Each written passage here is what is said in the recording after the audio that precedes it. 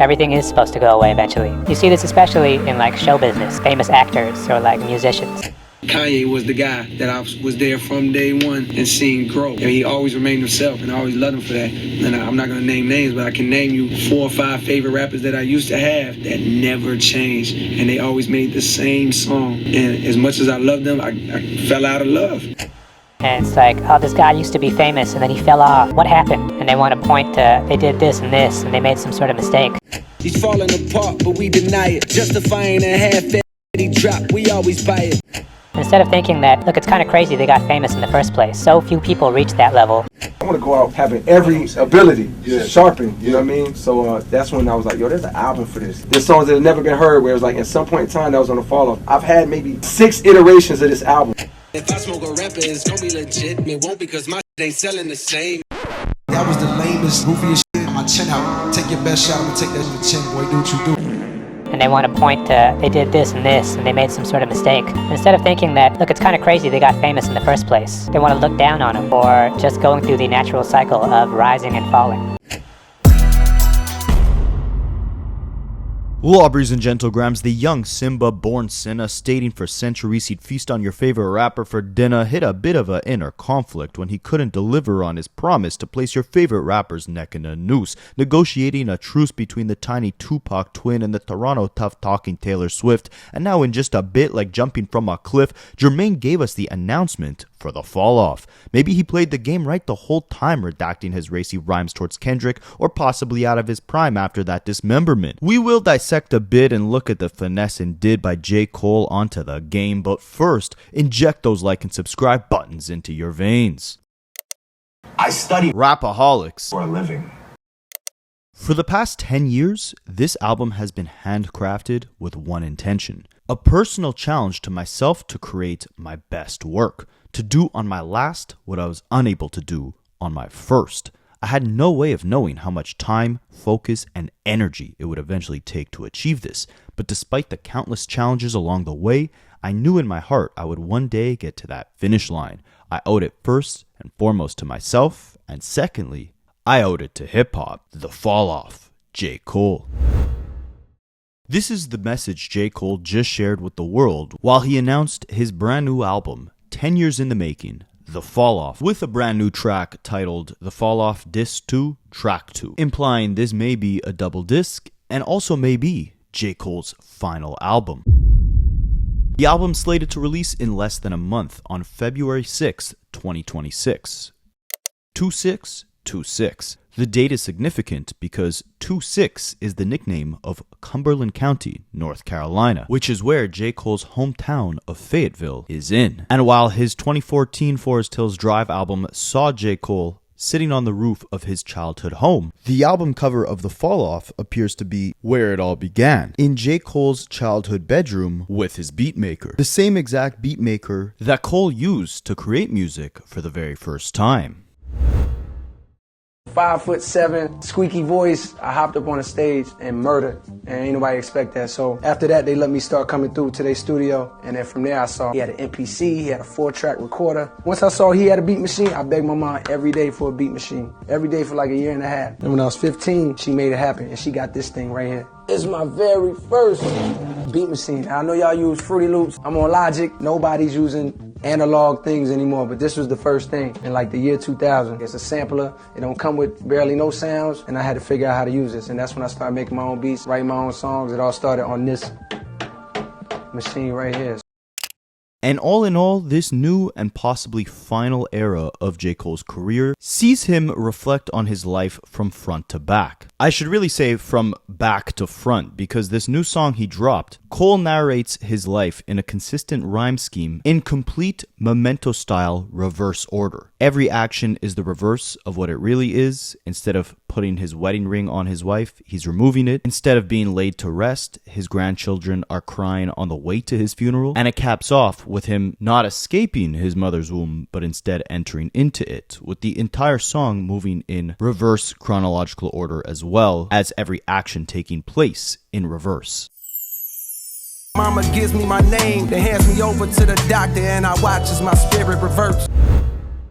Imagine what a fall-off is. When you're falling off a cliff, you're staring at matter and at space from the top to the bottom. And the direction in which life exists is in reverse order. This is what I think J. Cole is trying to signify or represent through this record. It's almost like him reviewing every chapter of his life from a bird's eye view after it's all said and done. And the theme of reminiscing has been inevitable, no pun intended, since the beginning of the rollout of the Fall Off. If you guys don't remember, the rollout really started back in 2024 when he released his Inevitable podcast, where Cole and his childhood friend / I believe manager, Ebe, had reflected on J. Cole's entire come-up and career up to the point of Forest Hills Drive. They ended the show at that album, which was obviously a pivotal project for J. Cole's career. And it answered a lot of questions as to how J. Cole was thinking, how he was maneuvering the industry, and the legacy he was trying to build up to that point. But again, it stopped at Forest Hills Drive. There's been a lot of questions since then, and with teases of this being Cole's final project, with him falling off after the fall off, with him, of course, bowing out of that battle with Kendrick Lamar, but still rapping on this very new song that he just released. Fast forward 60 years, I got verse of the year. My purpose is clear. It's to murk whoever dare flirt with death. The best alive, and what you hear now is the work. Or on the album's trailer, Cole previewed a second song where he rapped, young pup playing war games, wanted blood, but he only got more pain. With these lyrics and all the moves Cole has made over the last 2 years, from tough talking on that massive feature run for years to then tucking his tough talking tail. But at the end of the day, when I listen to it and when it comes out and I see the talk, that don't sit right in my spirit. Trying to find a little angle and downplay his greatness. And now declaring that this is possibly where he falls off completely, while also still deeming himself the greatest. It's clear that at this point in time in J. Cole's career, there's a lot more questions than answers.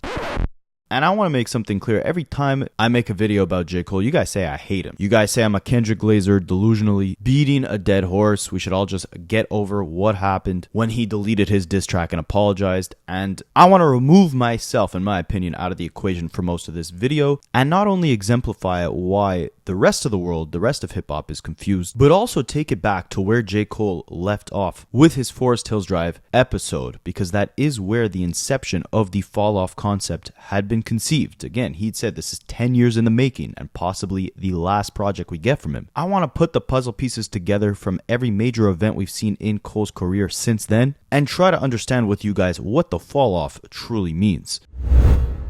That's the level of comfort / laziness that I've reached in my life. Imagine that when applied to music and a craft and a sport that literally you can't get comfortable in. I had to make a real decision. Are you okay with getting comfortable, chilling, mailing it in, waiting around on inspiration? If this is as high as you ever got, not career success-wise, but from a skill level, have you wrote your best song? Did you leave no stone unturned creatively? And when I thought about that feeling, I was like, nah, I'm not cool with that.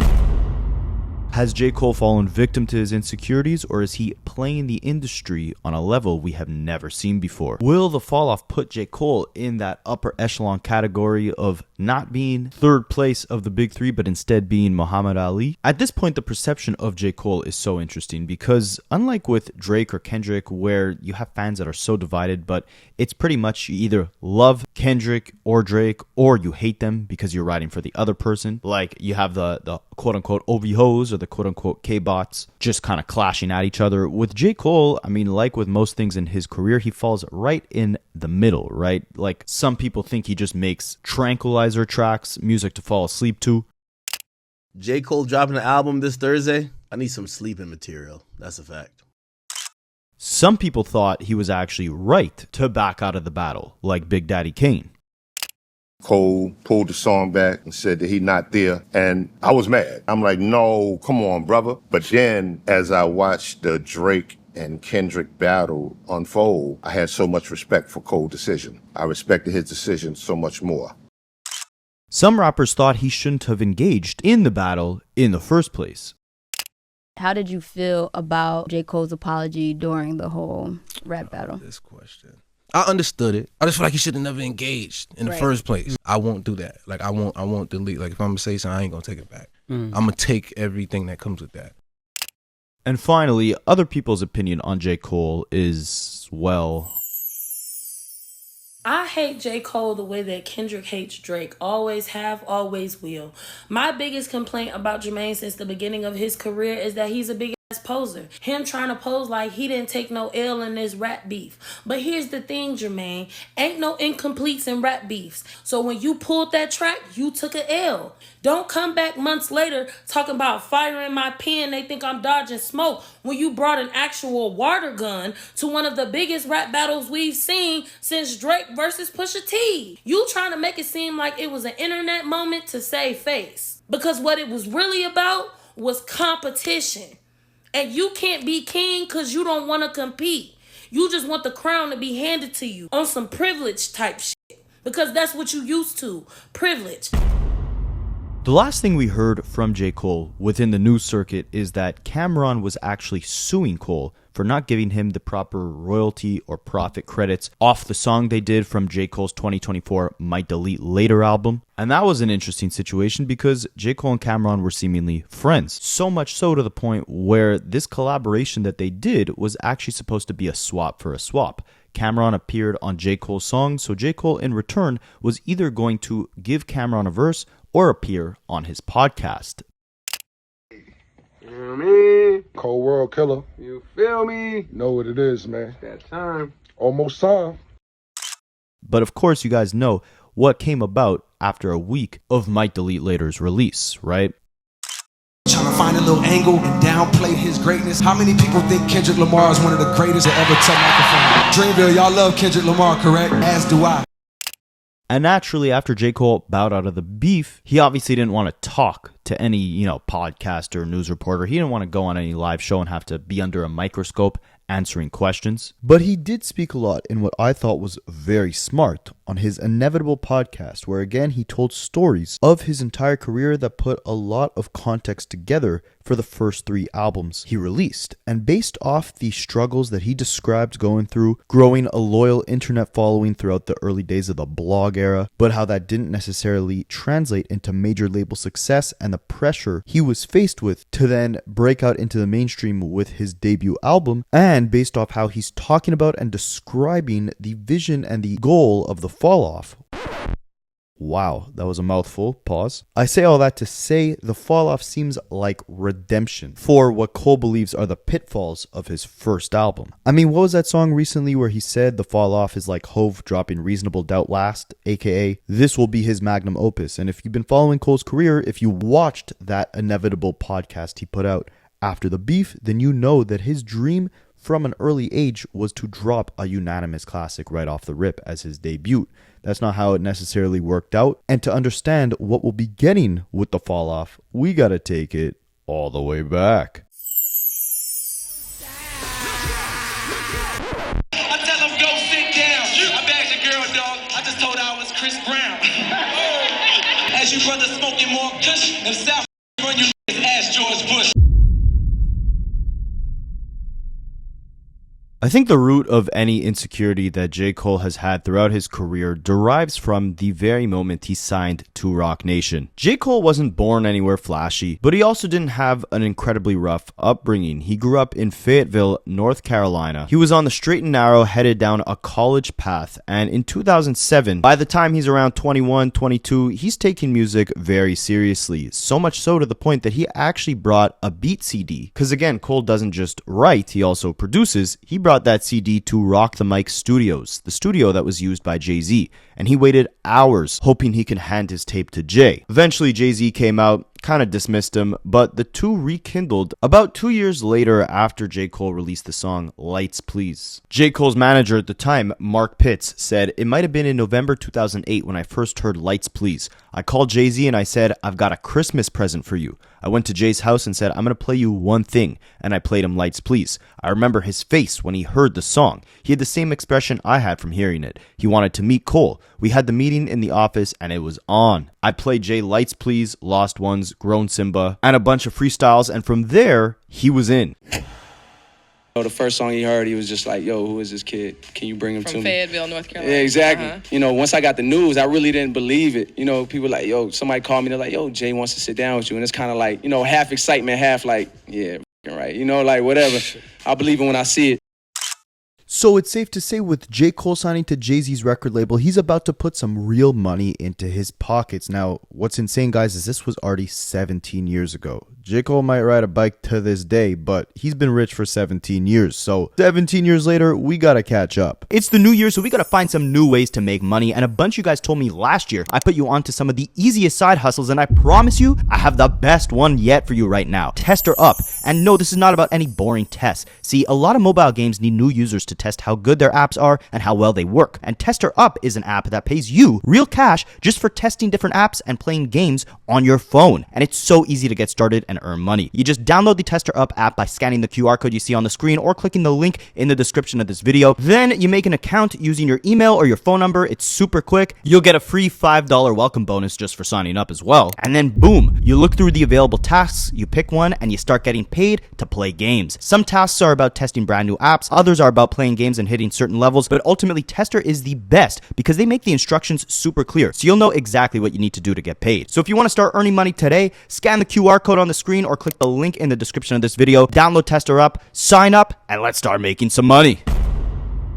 So boom, it's 2009. J. Cole is the first MC signed to Jay-Z's Roc Nation label. A lot of pressure already, but the pressure was even bigger than that. See, 2009 is the emergence of the blog era. Aside from pioneers like a Lupe Fiasco or a Soulja Boy to some extent, you had this brand new group of rappers who were just like J. Cole in that they grew up detached from the gang life, detached from drug dealing, and instead brought more melody, brought more everyday average Joe type stories to their music. Think of a Kid Cudi, Drake, Wale, J. Cole. They're all rapping about heartbreak, hustling, navigating the early stages of fame, everyday life, etc. And J. Cole is fighting for his positioning, his footing within the blog era. He was poised to be the leader of the new school around this time.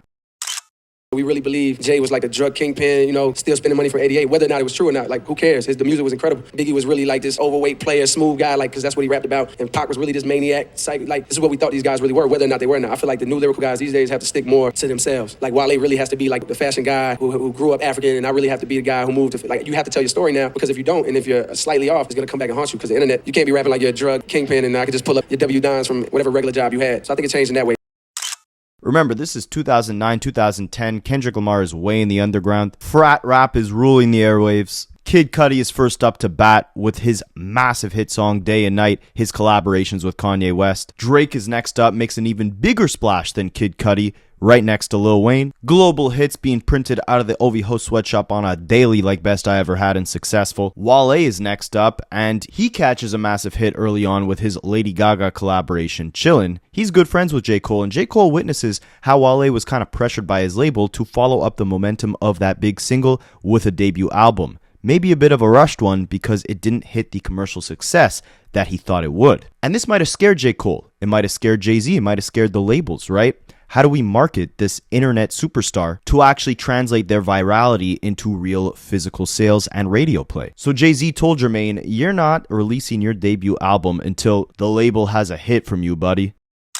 Be on the lookout for the single, coming real soon, to be announced. Album, coming real soon, title to be announced. If you don't have the warm-up, get that. And look out for a lot of features that I've been doing. And also on the production level, watch out for J. Cole as a producer. And this had J. Cole, I don't want to say shook, but it definitely kind of ruffled the feathers within his head. Because he didn't really know how to navigate making a bona fide hit. He was looking at Drake, constantly getting compared to him, but Drake is already out of here with the hits. But unlike Roc Nation, J. Cole wanted to choose a different path. He wanted to have a unified, undeniable, unilateral classic with his debut album. He wanted a Reasonable Doubt, an Illmatic, College Dropout.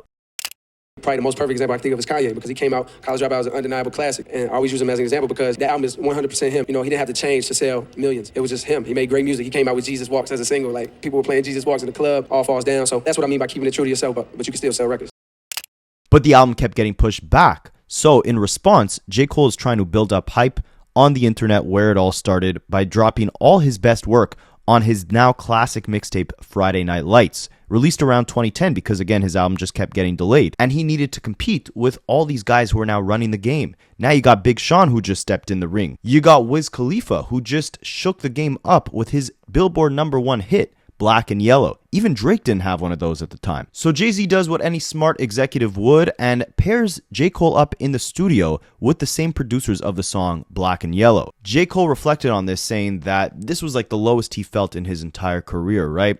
He doesn't have the buzz, or at least the label's telling him he doesn't have enough buzz to put out his debut album. So as a result, he's kind of getting desperate to get that hit into their hands so he can finally get his career up and running. He says the music that came out of that studio session with the Black and Yellow producers was horrible. It was generic radio club garbage that didn't really fit who J. Cole truly was. Since I signed and got the deal, the only thing that's changed is I've become more conscious of being commercially successful without trying, without crossing the line of selling out or whatever the case is. So still keeping the music pure and keeping it lyrical and content worthy, have as much as artistic integrity as possible, but still being aware of what could sell and what's going to reach the largest amount of people.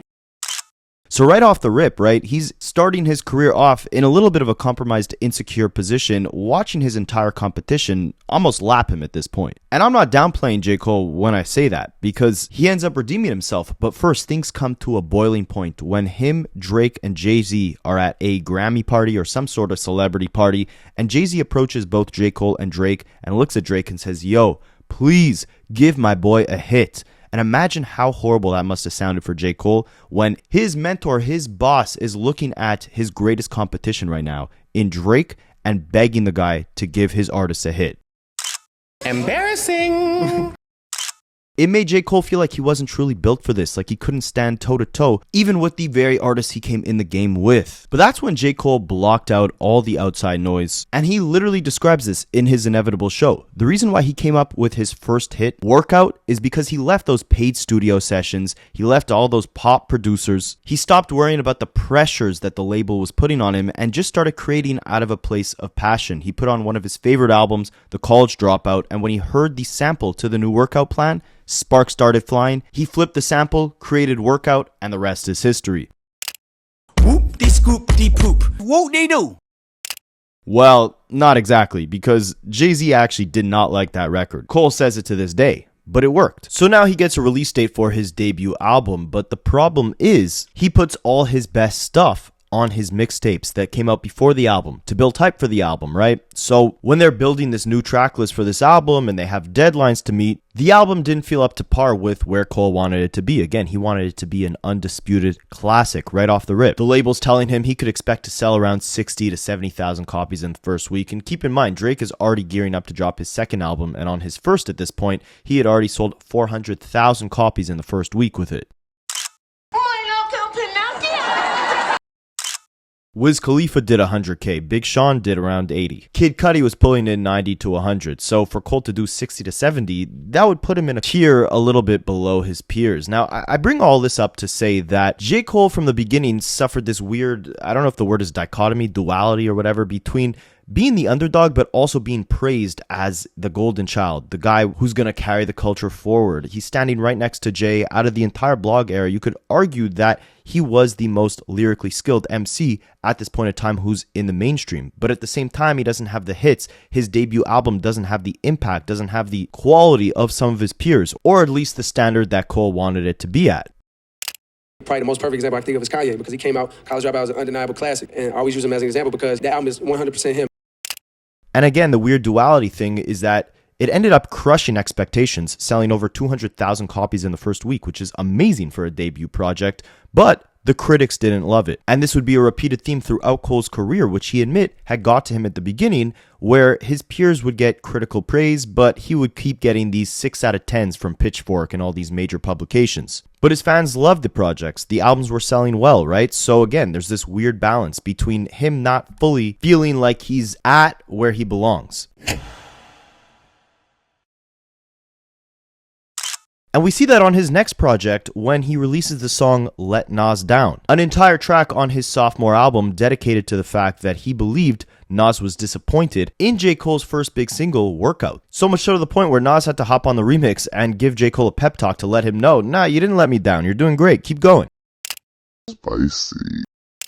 Cole would really find his footing, find his confidence, and in my opinion, play into all his strong suits at the highest level on his album Forest Hills Drive, and in the Inevitable show, he explains how throughout this time, what was very different from his creative process behind his first two albums versus the third one, Forest Hills Drive, was the fact that on this third time around, he really brought it back to the basics. He wasn't caught up in these Hollywood environments anymore. He got off of social media. He was doing meditation, riding his bike around. He purchased his old childhood home. And ultimately, when you listen to Forest Hills Drive and even look at the way that he kind of executed the whole project, it doesn't feel like something he was doing to make a statement on his legacy. What I mean by that is it constantly feels like J. Cole is kind of torn between trying to just be himself and trying to live up to this expectation of greatness, being the best. Like I said before, there's that duality behind, being insecure about the critics who keep giving him these 6 on 10s versus being insecure about trying to pander too much to the critics or to the labels or to the blogs.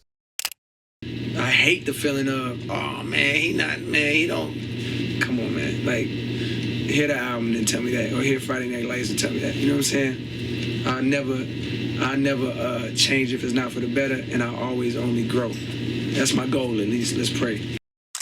It was with Forest Hills where he set his ego to the side. He wasn't doing any big features. It was him singing all the hooks. He wasn't talking about letting Nas down. He also wasn't trying to impress Jay-Z by having some big budget single. In fact, Forest Hills Drive had no first single. But ironically, after the album came out, it ended up producing the only song J. Cole has in his whole catalog that even went diamond. No Role Models. But I say all this to say, like, that inevitable show, like I mentioned before, it ends off after Forest Hills Drive, right? And it almost seems like the perfect movie storyline, right? Like the first two albums, Cole is kind of navigating fame, navigating stardom, navigating the music industry, not just battling the temptations of lust or understanding how to handle fame or wealth, but he's also trying to understand how to be a successful artist and literally not get shelved, right? Like his first year of being signed to Roc Nation, he's just battling not becoming a failed artist. And by Forest Hills, it's kind of like a hero's journey where he's just playing the game right at this point, right? Like he's living healthy, in a good mental state, detached from the BS, and giving us some of the best music of his career.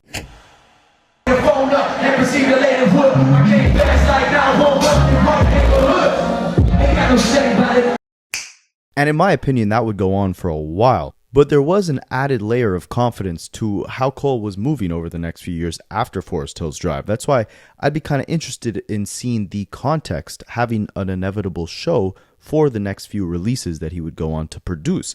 Because we'll get into this shortly in the video, but the actual concept of the fall off derived from the success that he generated from that Forest Hills Drive album. He had everything he wanted in the world at that point. Most importantly, he had peace of mind. He even brought that up when he apologized to Kendrick, saying that even attempting to battle Kendrick brought him back to a headspace he was in over 10 years ago, aka before the Forest Hills Drive era, when he started the meditation. He quit social media. He wasn't chasing acceptance from the industry or from the critics. Anyways, this is a long tangent to just basically say he wrapped up the inevitable show with Forest Hills Drive, which almost seemed like the perfect end to a movie. But if you guys been following Cole's career, you know there's a whole lot more to the story and a whole lot of unanswered questions, and this is where the confusion really sets in.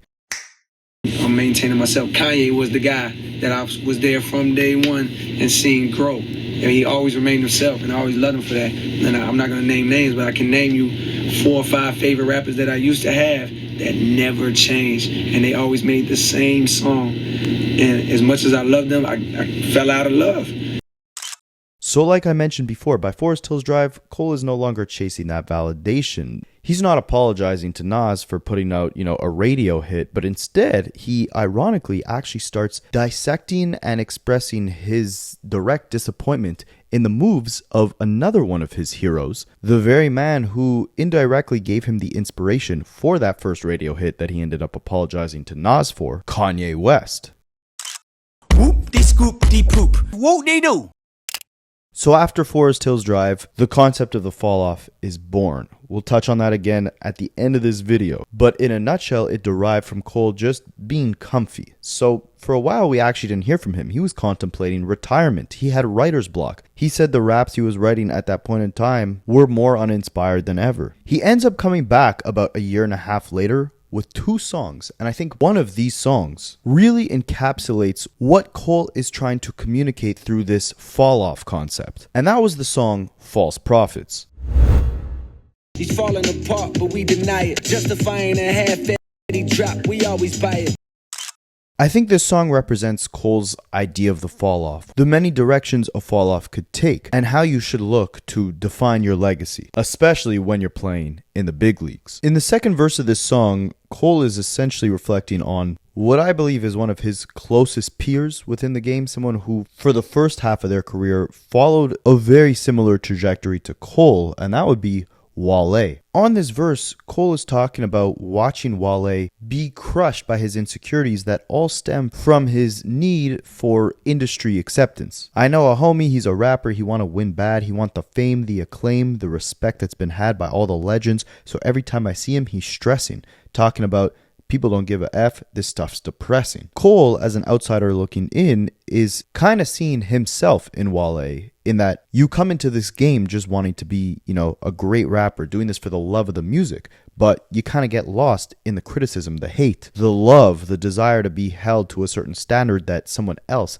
has set on your own legacy. And Cole is honest about the fact that the moments in his career that he felt the worst was when he was trying to impress someone else. My lowest moments came from trying too hard to impress some guys that couldn't care if I'm on. Therefore, from here on out, my hair grow out. I care nothing about opinions. I want to give hope like the fountains you throw pennies in. So at this point, he's declaring like he doesn't need anyone else's validation, right? Now, on the first verse, he's reflecting on a different type of individual, someone who's carried out their legacy in a different way, quite the opposite way, actually. Instead of seeking validation through his peers, this man gained fulfillment by being so out of the box, so out of control and absurd that no one could stop him, let alone validate him. And that would be Kanye West. See, J. Cole studied Kanye West, right? So he knew him to a T. And he released this song in late 2016. I believe Kanye had just been checked into a hospital for his mental health around this time. This was a very bold statement to make, especially by someone like J. Cole. He rapped, "Ego's in charge of every move, he's a star, and we can't look away due to the days that he caught our hearts. He's falling apart, but we deny it, justifying the half-baked stuff that he drops, we always buy it. When he tells us he's a genius, but it's clearer lately, it's been hard for him to look up in the mirror lately." Now it's crazy, because the last album we got from Kanye at this time was Life of Pablo, and J. Cole was calling that half-baked. I wonder what he thought of Cousins.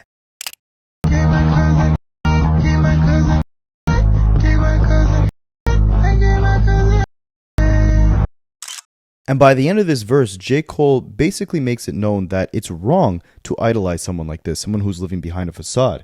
If anything, this is someone who has been crying out for help. And while we look to the glory days, or what we thought were the glory days of this person's legacy, worshiping this man's music, letting him think he can do no wrong, giving him that label of being a prophet, a false prophet, is what led him to feel confident enough to be able to spiral out of control. And that's the other duality to a fall off, wherein it's either you take the Wale approach, not saying Wale fell off, I'm just talking about what J. Cole's reflecting on in this song, in that you can either fall victim to the insecurities of not being worthy, not being enough to the critics, to the fans, or on the opposite end, like Kanye, you can get so gassed up by the fans and the critics that it leads you to spiral out of control, drop a bunch of half-baked garbage, cry out to the world for help, but have nobody truly there for you, nobody listening. And ultimately, a repeated theme we'd see in Cole's career from this point forward is his battle between staying grounded, staying human, not feeding into the ego that traps most superstars, but at the same time, still trying to excel in a field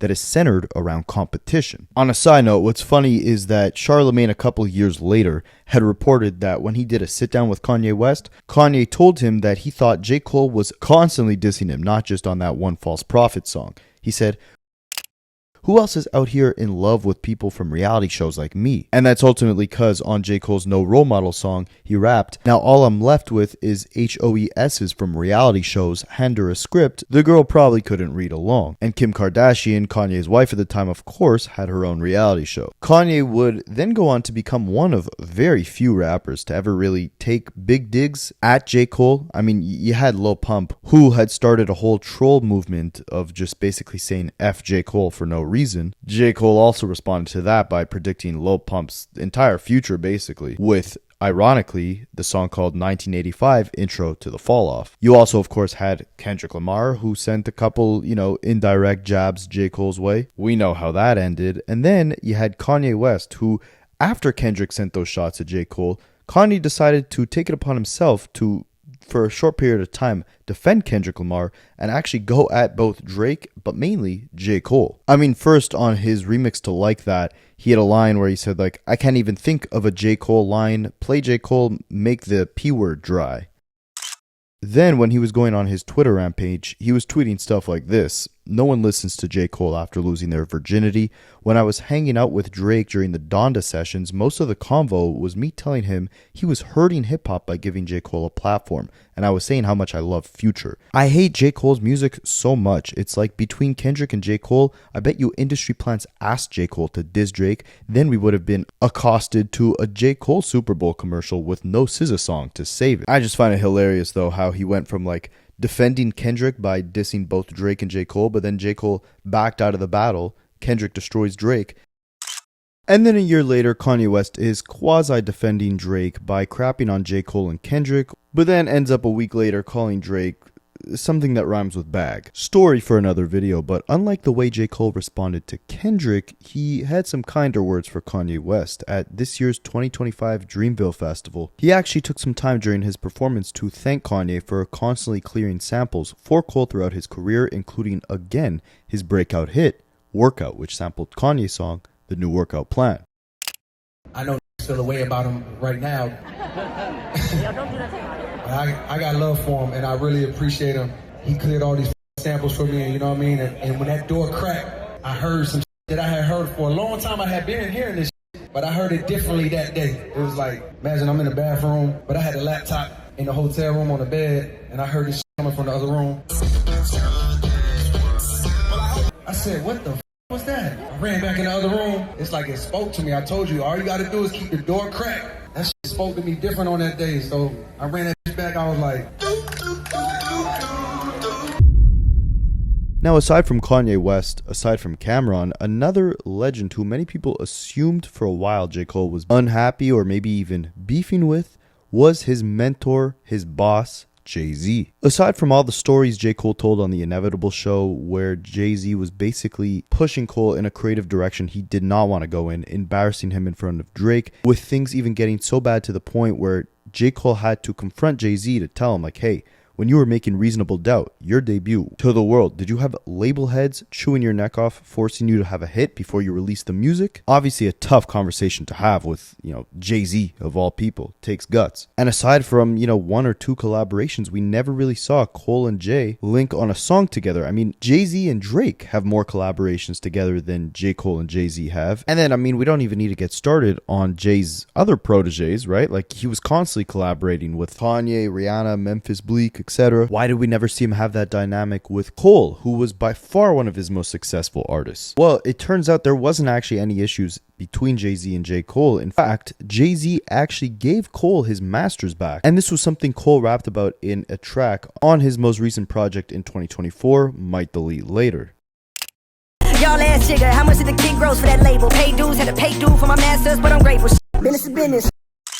Ebe, J. Cole's right-hand man, also says that this was Cole's plan from the jump. Now, obviously, he was signed as a relatively unknown act and was just kind of desperate to make it onto a major label like Roc Nation. And Ebe says Cole never went to Jay and asked for more money, despite putting out all these successful projects. However, after the third album, Forest Hills Drive, he ended up negotiating with Jay-Z to get his masters back for his music. And now he apparently owns it all. Again, another key detail missing to the overall lore of J. Cole that would have been, really cool to see clarified on an Inevitable style show the same way he did for his first three projects. Usually in the music industry, if you drop an album and you go number one and you do 220, he did the first week, and you're coming from the deal that he signed, because his initial deal that he signed was the deal of like an unknown rapper. When you're coming from that, usually you renegotiate. You're like, yo, I put up numbers, pay me. I'll give you an extra album or two, but pay me, whatever it is. He did that, didn't renegotiate. Then he dropped another number one album, did more numbers, didn't renegotiate. And the whole time he was plotting. Then he did Forest Hill Drive, third album, went crazy. Then it was like time. Then it was like, okay. And every album, you know, they try to tell you, like, yo, you don't want more money? Like, and I think that was the point where he's like, well, I don't want money, just give me my masters. And it wasn't like he was able to get back his first 3 albums, because those went through Roc Nation, Sony. But the next 2, which was 4 Hours Only and KOD, he was able to get. And I think, you know, for him, that's important. He's always going to have those, and, you know, everyone moving forward. It was just dope to see that he plotted that out. And another thing that would have been, you know, really cool to be clarified, and an awesome precedent that would have been set, was to actually see the fact that J. Cole not only got his masters back for himself, but also gave all of his Dreamville artists their masters back. I say that would have been dope to see in the public light, because think about how many rapper-owned record labels that we've seen throughout history that end up usually ending in salty business deals gone wrong. In this case, while many people thought that, you know, J. Cole might have been holding JID back, or, you know, kind of doing him the same way Jay-Z did Cole, in the sense that they never really collaborated. Cole never really, you know, embraced JID the way that maybe Kendrick embraced a Baby Keem, or Drake even embraced a PARTYNEXTDOOR. Maybe this is ultimately just Cole's process, right? But the bigger picture is that he actually put the ownership of his artist's music back in their hands. So not only did he give them their first major look to actually get their careers off the ground, he then ended up putting their careers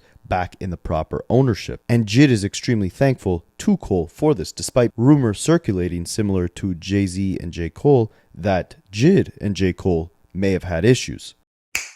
Dreamville sold Dreamville, and Cole looked out for everybody that was a part of Dreamville. I heard Boss talk about that. That's one of the most beautiful things in hip hop right there. That never happens. That's dope. That That's never dope. happens, and it happens to the regard where if on Dreamville that was a part of it don't want to do music and they just want to move on with their life, they'll be good. That good. Be straight. Like, you do it because you love it, not because it's you trying to feed your gang, family. like, And it really kind of puts, you know, J. Cole's entire legacy in a different light if he's been moving independently ever since 2014 Forest Hills Drive, right? I mean, yeah, he'll occasionally try to do the whole, you know, big single thing, songs like Middle Child or The London with Young Thug and Travis Scott. But I mean, really, guys, think about like all of the J. Cole albums since Forest Hills Drive.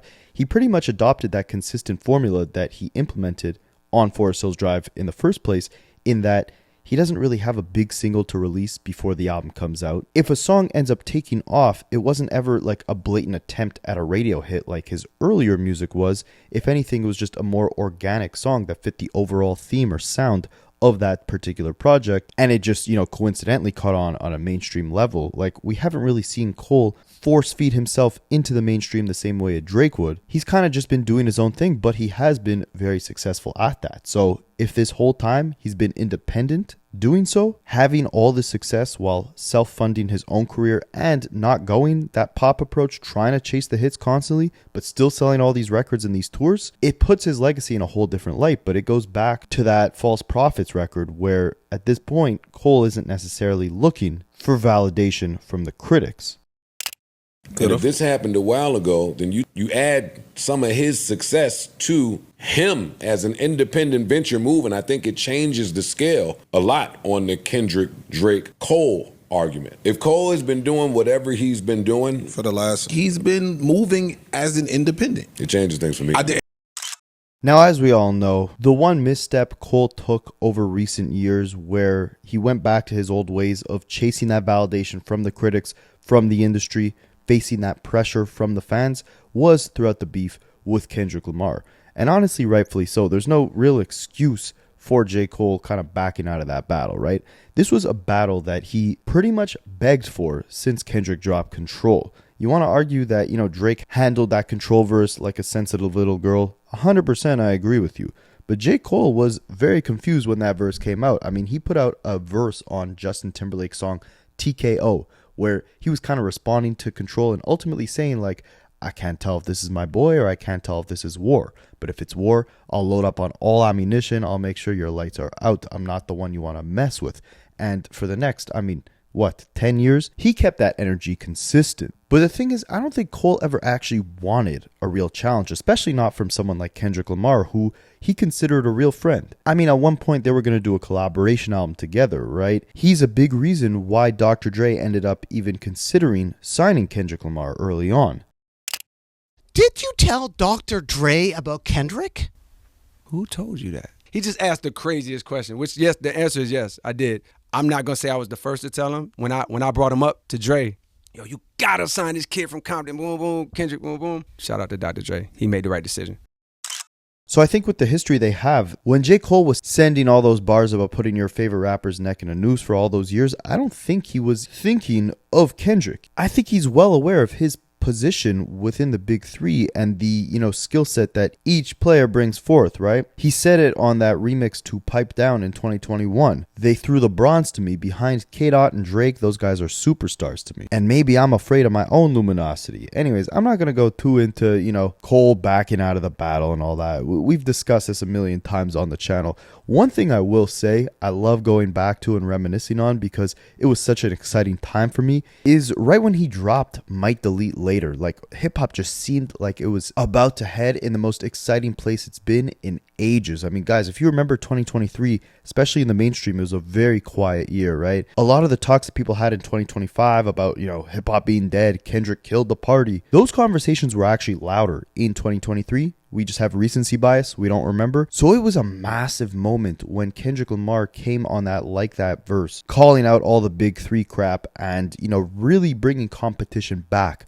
to the genre. And already you had some pretty decent releases that year, right? Between like Kanye's Vultures 1, this Future and Metro Boomin collab tape. Then you have J. Cole drop this surprise album. And on the outro of that album, you get this diss aimed at Kendrick Lamar, with it being like, a week after Kendrick dropped the Like That verse? Like, J. Cole was really the one to set this whole thing off, right? And it wasn't just 7 Minute Drill. He also had that song Pie with Daylight and Ab Soul, two TDE artists, both on this album where Cole is dissing Kendrick. And on that song with those two artists, Cole raps, "Are you a demon or is that demeanor for the gram? Tell us." They plead the fifth. "I'm seeing hints of a trans fella." Remember, on Kendrick's Mr. Morale album, he's talking about his aunt transitioning. He continues rapping, "In cancel culture's vicinity, he's no killer. Trust me, beneath his chosen identity, there is still a PUSSY, period." Huh?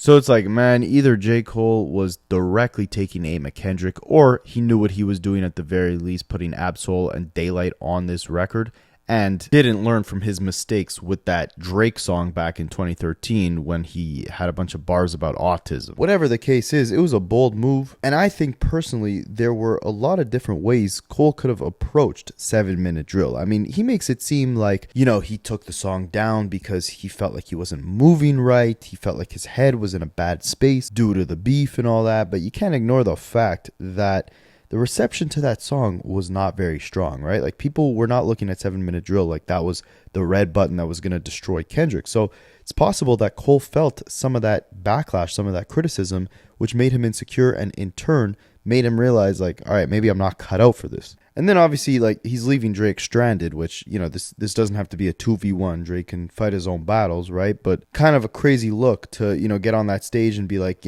Kendrick is the GOAT. I don't want any smoke. I felt horrible, whatever, and not say a word about Drake. But then on Port Antonio makes things worse by just apologizing to Drake and acting like he felt the residual effects to this battle, walking away with all their blood on him. No, you didn't. You walked away before the bloodshed.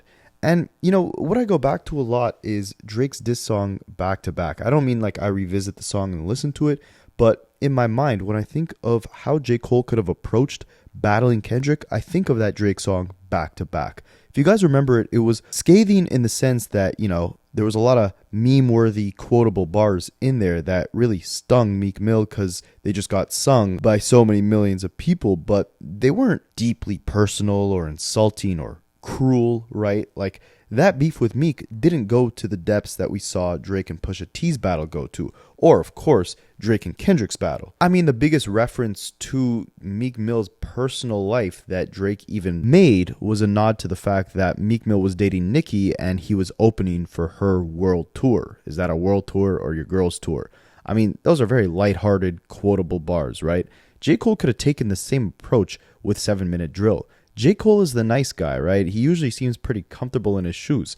That whole 7 Minute Drill stint, that kind of seemed like J. Cole moving out of pocket. I don't think it would have had to go, personal into family lives and stuff between J. Cole and Kendrick. They were friends before this whole battle, right? But if you're talking about putting your favorite rapper's neck in a noose, there's no reason why you can't, really sit there and challenge yourself lyrically. Make it like an exercise to try and come up with the most creative, witty bars that aren't too insulting. Don't take the cheap shots, you know what I mean? I mean, was he so insulting towards Kendrick Lamar? No, but he was taking some pretty delusional and petty blows at him, right? Like, oh, you have short arms, you can't box with me. Oh, you release an album every 2 years, but so does J. Cole, right? That just kind of made no sense. Or, oh, To Pimp a Butterfly put people to sleep, but they gassed it. When it's like, you're the main rapper that people say has music to put people to sleep. Those disses were not creative. They didn't represent Cole in, top shape, top form, but it's all good. We'll move past that, right? Because now we're at the fall off. What does the fall off actually mean?